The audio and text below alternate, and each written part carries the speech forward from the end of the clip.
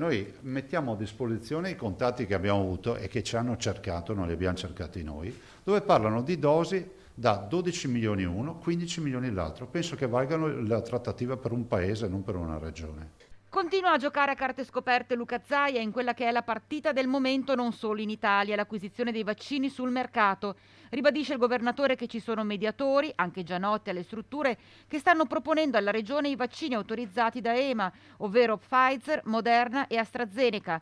Una partita delicatissima di cui sono a conoscenza le principali autorità in materia. Abbiamo prima scritto in tempi non sospetti ad AIFA. AIFA ci ha risposto che è bene che parliamo al commissario, scriveremo al commissario e già la lettera è già pronta.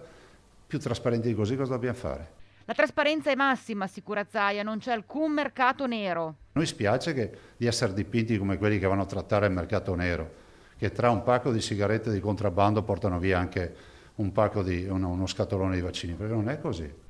Questo è il fronte dei vaccini, caldissimo perché a premere sono le mutazioni del virus, quella inglese innanzitutto, che in Veneto pesa per il 18% circa dei contagi.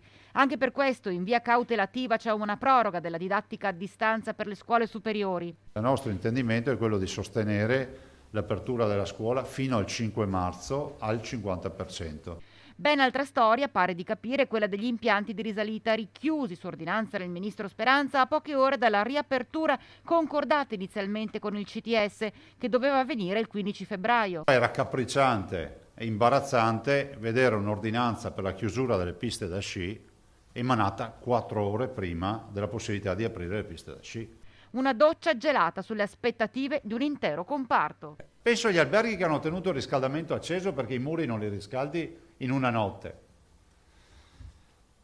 Allora, io dico che non c'è solo una questione di ristori, qui devono pagare i danni.